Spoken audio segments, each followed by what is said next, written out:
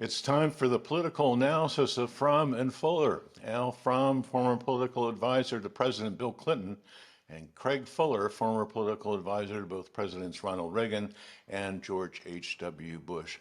Good morning, all. Craig, I would like to kind of depart from our regular format and talk a little bit about magical thinking.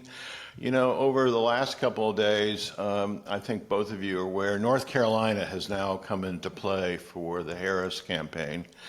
And my friends in Florida believe with cannabis on the ballot as well as abortion issues, that Florida could actually be in play. And of course, my Imagine took over, and I wondered about the possibility of a real mandate coming out of this election. Call it a landslide if you like, but you know, a kind of message that kind of almost kills the MAGA movement. Thoughts? Well, I think the thinking is a little magical, if you don't mind me saying so. So let me answer it this way. First of all, from a campaign strategist point of view, the number is 270. You know, you need your strategy to make sure you've got the votes to win. Secondly, there's no doubt that the Harris Watz campaign is riding the crest of a wave. And the timing really for them could not have been better. From Biden stepping away, having this very compressed period of time where Kamala Harris chooses her vice president and they go out campaigning. Kind of, oddly, I think Trump apparently reeling from this just didn't know what to do, so they did very little, and that further helped them. Now they're going to have a convention. I think you'll see another bump. But that gets us to the end of August. And you have to bet in September and October. The press is going to find some issues to challenge them on. Kamala Harris and Tim Walz will have to do interviews. And so it's not going to be quite as smooth, I believe. Therefore, it's hard to say now that you're going to have a kind of a runaway. What you've heard me on this before. What could make a huge difference is if the frustration with our friend Donald Trump grows, he'll have a turnout problem because people are just not going to go vote for him if he continues to go the way he's going. His unfavorable numbers are even greater than his vice presidential choice of J.D. Vance. So if that happened, that not only would give Harris a bigger win, it would absolutely take the down ballot races and make them more competitive. And so I think I don't know that the Harris Walz ticket is going to blow out some 45 state victory. But what could be huge for them is if suddenly these races in the Senate and the House that are close start tilting towards Democrats, and that to go into the White House with a majority in both houses would be huge. Is it achievable? It's still, to me, quite close. But again, if Trump continues the way he's going, it seems to me he's digging himself into a deeper and deeper hole. You know, Al, I take that up a little bit with you. Trump is getting worse. There is a kind of almost a Biden feeling I have that, people are starting to see his vulnerabilities like they saw Joe Biden a couple of months ago. I mean, so back to magical thinking. What's your thought? Well, I have a hard time seeing a Harris landslide. Look, it's a different race than it was a month ago. All the things that were working for Donald Trump a month ago when people thought he was going to have a landslide victory now seem to be working for Kamala Harris. I think, ironically, the age issue is, and sort of the mental competency issue which was really the heart of the campaign that Trump was running against Biden, has it turned out to become maybe the heart of the campaign that Harris is running against Trump. I mean, in the last week, the two sort of really preposterous positions he took about the crowds being generated by AI in Detroit. I mean, there's just no sense of reality because every network covered it. And I don't know who he thinks is going to believe it. You got to be as nutty as he is to believe it. And then the second thing that he's been talking about is the Joe Biden coup at the convention. I mean, it is very clear that this old man, who is younger than I am, had his heart set, his campaign strategy set on running against Biden, and when that was upended, he was upended, and he just can't adapt. Now, what's going to happen? Look, the reason I don't think there's it's going to be, a Reagan-like landslide or is that there are just too many places in the country, too many states in the country that are going to vote red. I could see maybe getting up to somewhere in the range of 325, 350 electoral votes. But don't forget last time, Biden had a landslide in the popular vote. He won by 7.5 million votes, more than 4 points. And he won the Electoral College by 45,000 votes in 3 states. I've just got Nate Silver's the latest analysis, and just think about this. In the last month, Harris is running nationally 7.2% better than Biden. That's a substantial number. And it ranges from 6.7, almost 7% better in Pennsylvania to 4 points better in Florida and all those states. And right now, Florida, Texas, and Georgia and North Carolina are the only swing states where Trump is ahead. And in North Carolina and in Georgia, it's gone from a big Trump lead to basically a dead heat. He's ahead by less than a point. So, you could see a lot of the swing states flipping. I have a hard time in the end seeing Florida going. I suppose it's possible, but Harris could have a pretty comfortable victory. I have a couple of caveats, though. I mean, one is what Craig said. I mean, Harris has been on a high. I don't, it's almost like she's run a perfect campaign since she became the nominee. That will not continue. Every candidate makes mistakes, and we'll see how well she reacts. As I've said before, have been really surprised by her confidence and her skill on the stump, and I think she'll do quite well. But there are going to be, I saw an ad last night that reminded me of Craig's favorite Willie Horton ad that is being run, I guess, in some of the swing states against Harris. Those things she's going to have to deal with that. So we'll see what happens there. But the second thing, cautionary note, is this. Harris is building up in the key swing states, Pennsylvania, Michigan, Wisconsin, now even Arizona, Nevada, building up fairly strong leads in the polling. But Trump ran very far ahead of the polling in those states in both 16 and 20. So I suspect what's going to happen is we're going to be a lot more like 2020 than because the other thing that's happened in the last month is the third party candidates that I was very worried about have declined. If you look at and the reason I go back to Nate Silver, I really think he does the best analysis.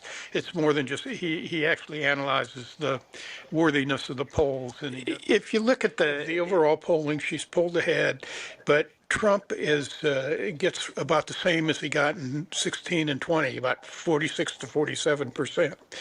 And so as long as the third party candidates are not a force, and particularly in the swing states, and she continues to unify the anti-Trump vote, you can have a strong victory, but not to the landslide dimensions that we saw in the 1980s.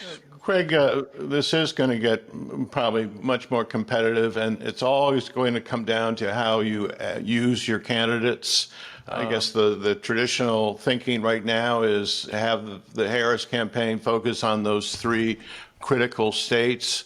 But now things are getting more competitive in other parts of the country. So what's the strategy that they have to kind of deploy now? Well, obviously, it's so true. Time is the one thing you never get back. So at this point, the countdown in September and October has to be carefully analyzed. And it's a combination of using the candidates' time, and they both have money, so using the money on your media effort, and they need to go hand in hand. And that's why I say that she really has to lock up the necessary electoral votes to win, and if she can go beyond that, great.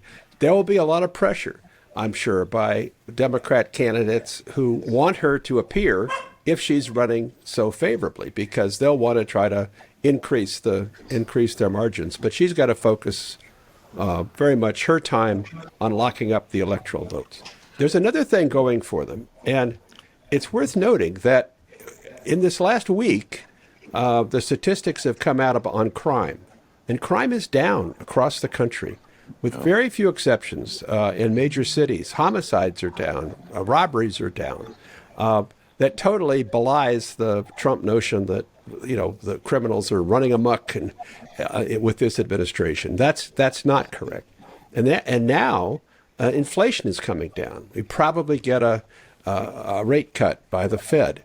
So from an economic standpoint, which I always believe is a real driving issue in the campaign, that could be going well. So those two factors, and finding not only where she goes, but what she spends her time on to show images and give speeches on policy matters that are going well for this administration, and take advantage of that, I think will help her a lot.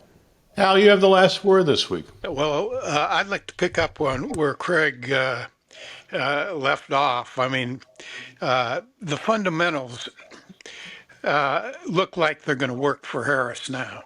I mean, crime's down. I saw this morning on Morning Joe, my friend Steve Ratner had his charts on crime and on, he actually had his charts on the economy, and it showed just how much stronger the economy is now than it was under Trump, by every measure. But crime is down. Also on Morning Joe this morning, they had a segment on the border, and 6 months ago, all the big cities were worried about migrants. There haven't been any migrants going to the big cities in the last 6 months. Now, you would have said, well, that would have helped Biden too. But I think it's an interesting facet, and as a Democrat who understands that that sometimes we have a hard time getting our points across. I just think that the fact that Harris is an effective candidate. She's a next generation candidate. She talks about the future. She seems to have connected with voters. Not only she's certainly to unify the Democratic base, but her polling numbers indicate she's also doing a lot better with other groups. People are going to listen to her. And they wouldn't listen to Biden. So Biden could brag all he wanted about the jobs numbers, and people just didn't hear him. I mean, once people say you're not going to be president, I suffered through this in the 1980s. It didn't matter that. I don't think he did, but if Michael Dukakis had the greatest program and the greatest speech of all time, people weren't going to listen to him because they just sort of discounted the Democrats' ability to govern.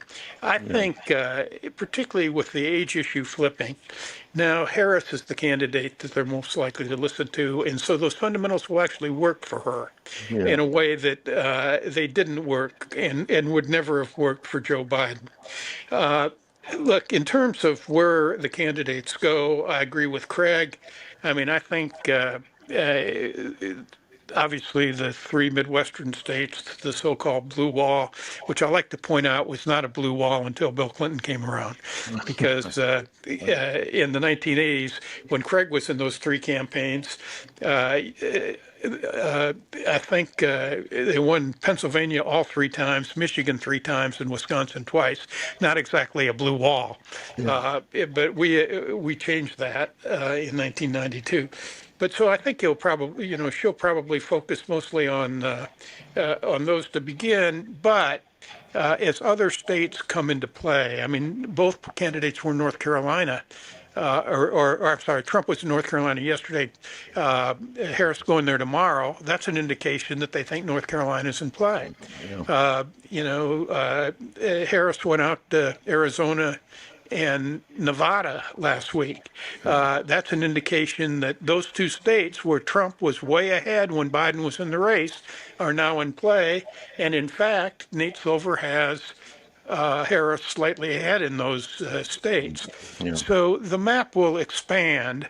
But to get back to the original question you asked this morning, it's not going to expand that much that it's going to be a 395 to 40 electoral deal, or actually it's 535, right? So it'd be 495 to 40.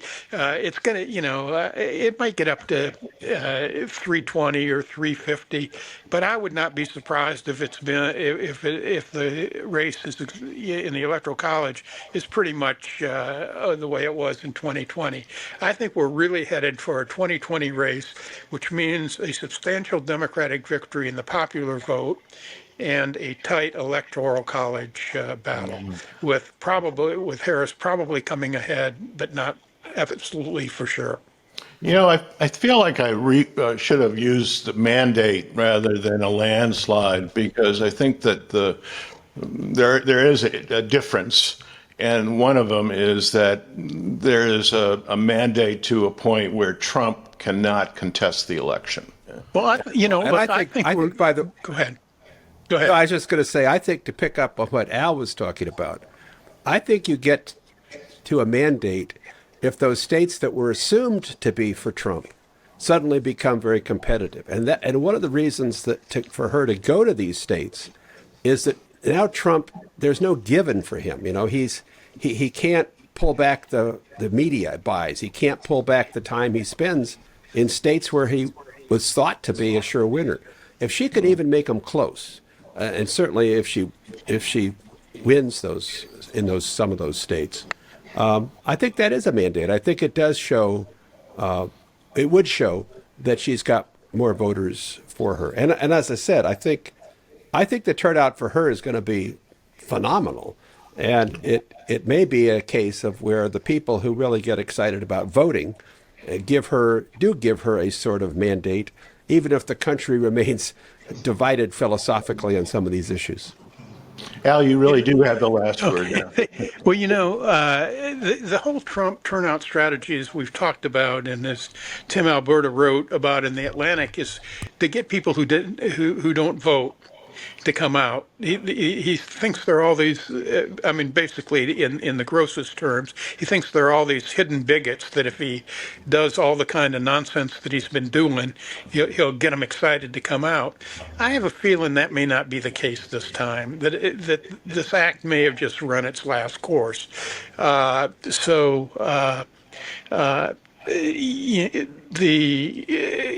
all the excitement, at least and admittedly, I'm a Democrat. I'm sort of biased about this, but all the excitement seems to be on the Harris side. I think if we have an election that is of the dimensions of 2020, it'll be a big enough mandate to end Trumpism. I just have the feeling that maybe not in the House, but in the Senate, there are probably a lot of of Republican senators who have an iota of a brain who are saying, let's get rid of this guy.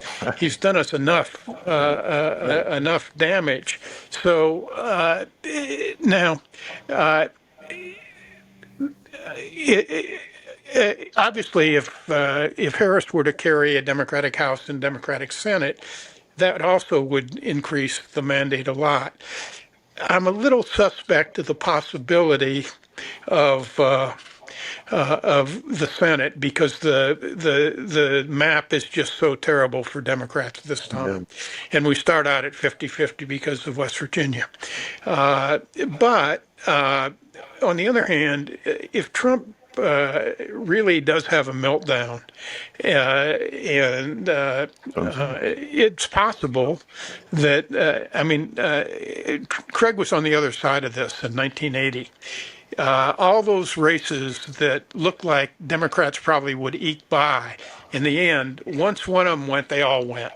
And so it's possible in the Senate race that there could be something where you'd have a bunch of Senate races fall the same way. But I suspect the Republicans will win the Senate and the House will be close. Well, to be continued. Al from Craig Fuller, thank you so much indeed. We will see you next week.